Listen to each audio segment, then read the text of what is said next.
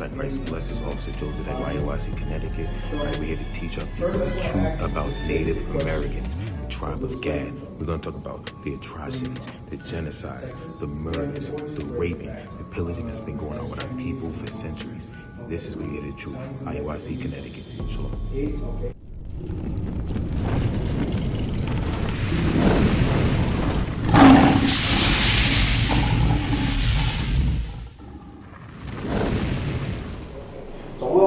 Different stories, but believe it or not, they all intertwine. Believe it or not.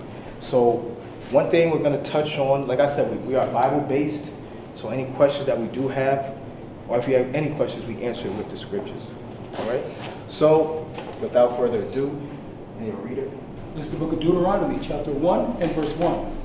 These be the words which Moses spake unto all Israel on this side Jordan, in the wilderness, in the plain, over against the Red Sea, between Paran and Tophel, and Laban, and Hazeroth, and Dizahab. All right. So one thing you learned is that the words that were spoken in the book of Deuteronomy were spoken to the people called the Israelites. So we're going to go into the history of Deuteronomy 28 and what it goes into today and what it was going on in the past. So let's start with Deuteronomy chapter 28, verse 15. Let's start there. Deuteronomy chapter 28, verse 15. But it shall come to pass, if thou wilt not hearken unto the voice of the Lord thy God, to observe to do all his commandments and his statutes, which I command thee this day, that all these curses shall come upon thee and overtake thee. So one thing the Bible just said, Moses told our forefathers, was that curses were going to come upon them. Now, curses are not a good thing. It's not. And God told Moses, let those people know that I just took out of Egypt, that curses was going to come upon them. Now, when you go in it, it's used as an identifier to know who these people are today. Verse 18. Verse 18. Cursed shall be the fruit of thy body and the fruit of thy land. So, it says that cursed shall be the fruit of thy body and the fruit of thy land. So now, question. Originally, who was indigenous to this land? Lewis. Who is indigenous to the land of America? Native Americans. The Native Americans. It's in the name. The Native Americans were indigenous to this land. And God told them that if you didn't keep my commandments, the fruit of thy land and the fruit of your body shall another person take up. So now, these are historical pictures right here. These is what happened to the Native Americans, because one thing you got to understand is that through history, things happen for a man's greed. We all understand that man's greed has taught and pushed us to do evil things, and things that we weren't supposed to do.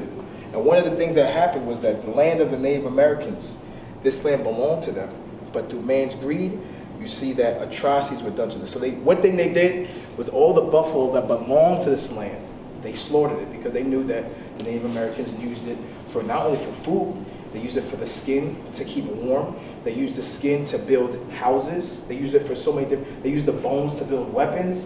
They used it for so many different things. So they said, you know what? Cut them off from that. And that would starve them out. Verse 31. Deuteronomy 28, verse 31. Thine ox shall be slain before thine eyes, and thou shalt not eat thereof. So one of the things it says, thine ox shall be slain before thine eyes. So no, this might be, does anybody see what this is? Can everybody see what this is? Yeah, bodies. Huh? Now these are human bodies. Yes, there you go. Those are the buffalo's bodies. So read that part again.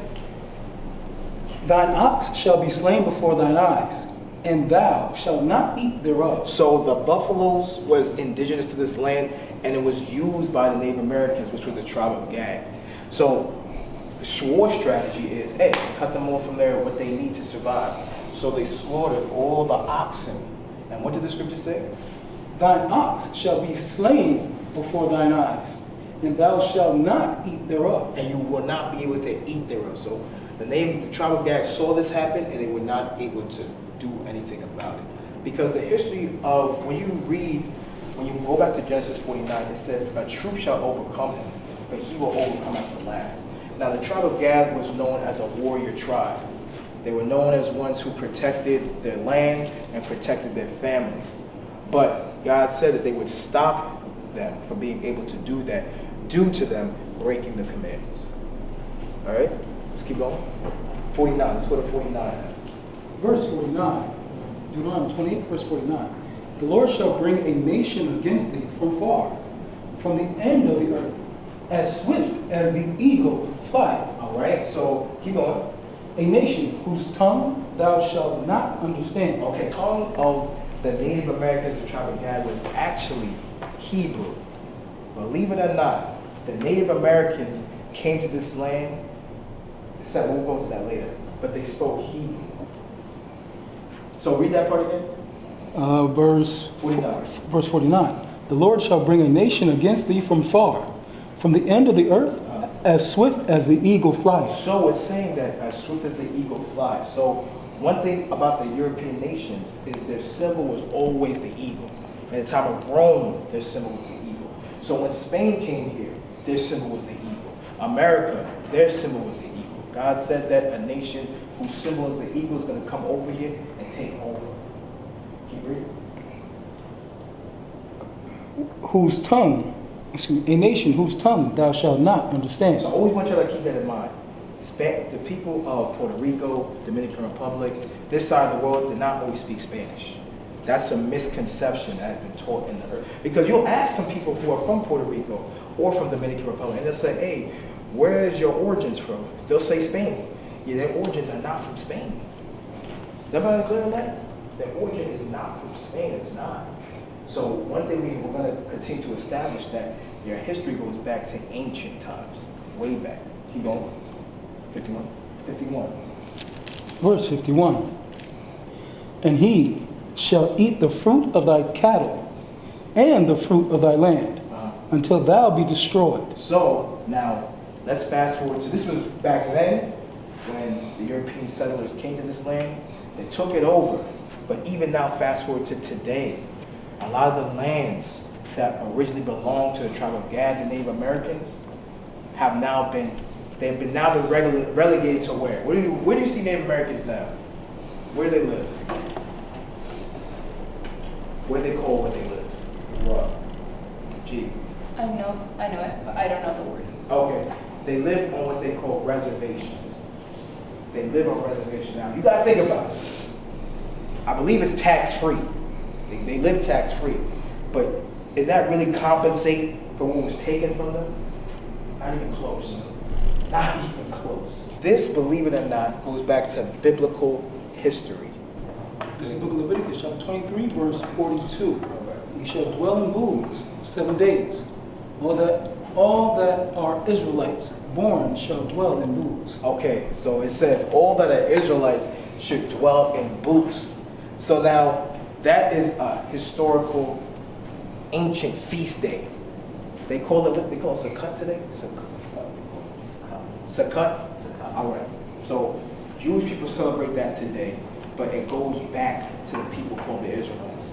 So these booths, it was commanded that we would do what we did again. Verse 42, you shall dwell in booths 7 days. All that are Israelites born shall dwell in booths. Now, my question to you guys is this.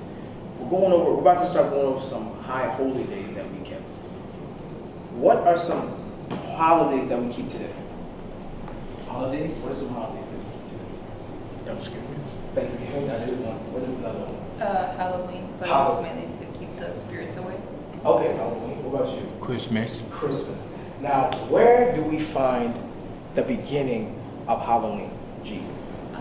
The actual reason why we celebrate Thanksgiving was because they were celebrating the genocide of the Native people, and it just went on for generations, but nobody actually knows the reason. They made up a big story, and everybody believes it, but in reality, they were just celebrating the genocide of killing a bunch of Native Americans, and they made a feast for it. Excellent. You said it. Couldn't have said it better myself. So that. Louis, you got a joke. I didn't know that. Louis. So you No, because go ahead. I was like, I like history, right? But what I read before, it was like, you know, when they came to the Indians and were having peace or all that, they, you know, they gave away like fruit or whatever they can, and just to give thanks. Right. No, That was my understanding. Hey, Louis, But it's something like she said. It's they make up a different story which nobody knows about. I just knew this what she's saying. You know, it's kind of, you know, it gets me like, wow, I didn't know that. No, Louis, it's important. Yeah. Now, I just want to show you a video. Let's go to that video and show what one of our young brothers said about it. The people don't understand that there was a Holocaust in America. When you displace a people, when you try to assimilate them, and you systematically genocide them for hundreds of years, that's a Holocaust. The government, they relocated them, and then they tried to assimilate them, and then when they realized, oh, well, actually, we don't want these dirty Indians to be assimilated with us, so we're just going to deprive them of food and water and take away their way of life, and hopefully they just die out. And it's still happening. It says that they deprived them of food. What was one thing that they deprived them of? We talked about it. Who remembers? What? Oh, buffalo. Thank you. The buffalo. They took all the ox. They slaughtered all of them. So they understood to deprive them of food and cut them off from their resources. Keep going. Today, no one really wants to talk about it because it's a very touchy subject, but it's my duty as an indigenous person to learn. So that's the one thing we also want to put into all our minds today, your minds, is that it's our duty to bring up the history of what our forefathers and foremothers went through. You should not look to anybody else to bring up that history. You should bring up that history. Let it know what Thanksgiving is about. That you sitting at that table, you are commemorating genocide. I know it may not feel nice to think about while you're eating cranberry sauce and turkey, but the reality of it is that while you're eating it, you're doing the same thing those people did to your ancestors. You understand? The same people who came over here and destroyed the ox like you saw, you're sitting in that same seat as them, as you're taking part in that. Celebrating Thanksgiving. Go ahead, dude. Well, you're like, I remember since I was in elementary, I was taught, history and everything about Indians giving thanks to the pilgrims and all that stuff. I learned about something different. They didn't teach us about this right here. They didn't teach you about this? No. No, they didn't teach you about this. And it's like she said, we grew up with the things that it's like, like. Right. You know what I mean? Not to follow our own. Yeah, but they never taught us this, like, in history. That's what So we grew up with that mentality, like, oh, we could give thanks, so we gather, we cook a turkey and everything, but we don't know the real meaning what really happened until now. It's so now I have a different thought now. Okay, you know what I mean? And that's what we now I have a different thought. That's what that lets us know we're doing our job. That the Lord is using us to do our good job. What were you saying, sister? No, I'm saying, like, I know the schools and society teaches you that, but I just know for like household growing up, we would explain the real truth behind a lot of stuff, but not that it was practiced as it should have been, but the truth was always known. You know what I'm saying? But society and schools and jobs will promote that more so and teach you that. Right. But if you're growing up in a correct household, but it wasn't explained clearly, it's just this is not what we're celebrating. Not fully understanding why, just, you know what I'm saying? I mean, Right. but as I got older, I understood more. It's like we're groomed to conform. Right. We're groomed. Like, you don't have to really fight against it, just from beginning to end, from going to school, from going to your job, like you said. Oh, you gonna bring food in? We about to have a potluck. You kind of groomed into it without your consent in a way. But now that you're conscious, you'll be able to make those right decisions. Right. What we're here to do is provoke you to make the right decision. So one thing I said is that when we first introduced ourselves is that we're a Bible-based movement, and we teach that the blacks, Hispanics, and Native Americans are the biblical Israelites. They are the biblical Jews. So with that understanding, Christ said that ye shall know this truth, and that truth shall set you free. So for Christ to say that means the people who need to receive it are enslaved. You understand? The people who need to get this are the ones who are still enslaved, indoctrinated.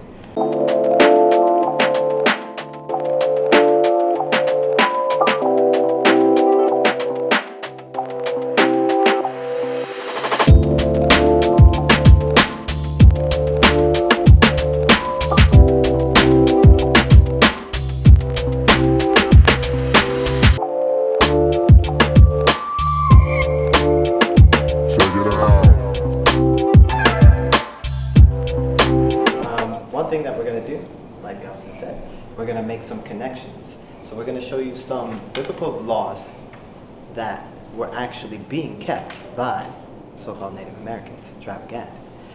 We'll start with Leviticus 11 and 7, and I'm going to resource a lot of the books here. If you want, feel free to take pictures, open them up, whatever you like. This is resources that you can use. It's out there. So I'm just going to read a couple and show you how historically and biblically we are the people of the book. So this book, History of the American Indians by James Adair. It's a rare book. We're going to go to page 139. And if you read that. This is book of Leviticus, chapter 11, verse 7. And the swine, though he divide the hoof and be cloven-footed, yet he cheweth not the cud. He is unclean to you. So it says that the swine. Does anybody know what swine is? Pork. Yeah. Everybody. Okay, so everybody knows what swine is, right? So it says, it is unclean to you. That means we shouldn't eat it. The Lord made it. It's for a purpose, vacuum cleaner of the earth. But are we supposed to eat the vacuum cleaner? No. All right. So here's an account of the American Indians. This is Cotton Mather. He was a reverend out in Massachusetts. And in his book, Life of John Eliot, says of the northern tribes, they have a great unkindness for our swine. So the Native Americans had a disgust for the swine that the Puritans, the Pilgrims, brought here. It also says they reckon all those animals to be unclean that are either carnivorous or live on nasty food, as hogs. All right, so that's just one of the laws that from centuries ago we were given. Thousands of years before, that was Moses' time. And this is, I believe, 1600s, 1700s. All right? In another book, or in the same book, I'll go to page 140. This is regarding eating blood. All right, so we're going to go to Genesis 9 and 4.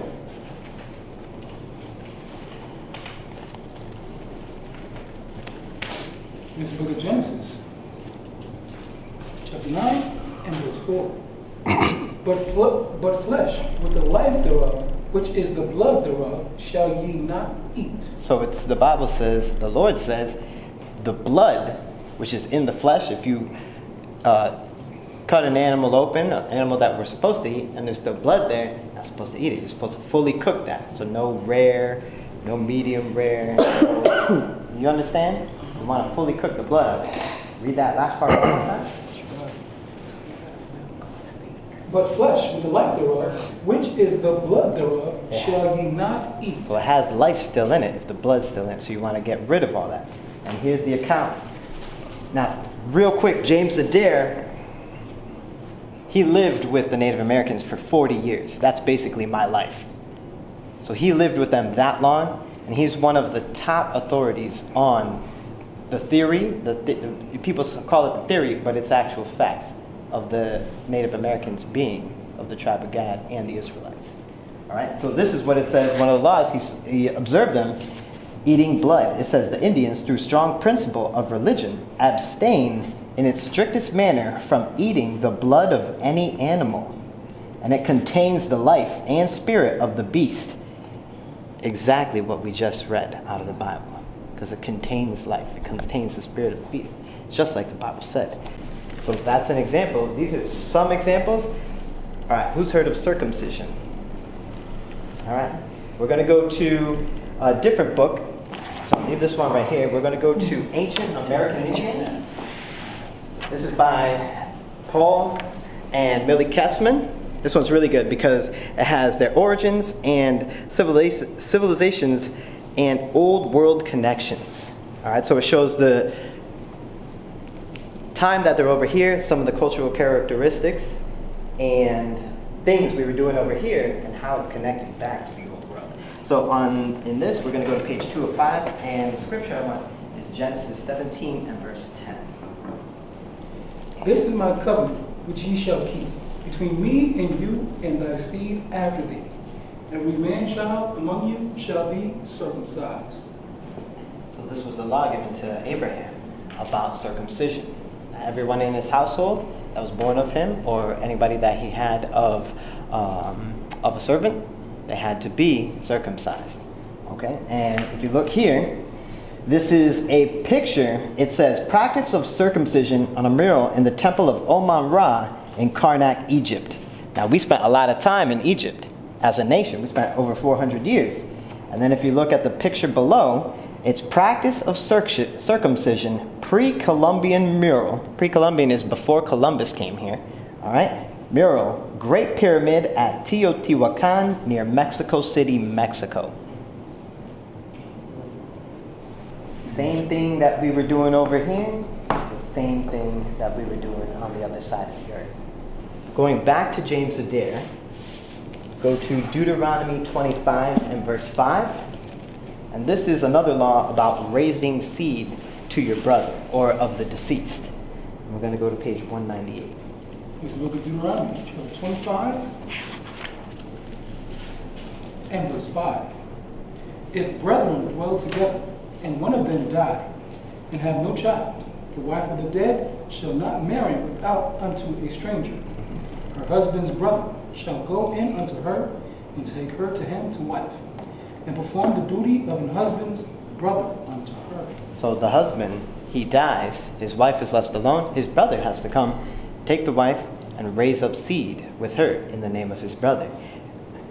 Do one more, Genesis 38 and verse 8, because this will hit that other part of the mourning.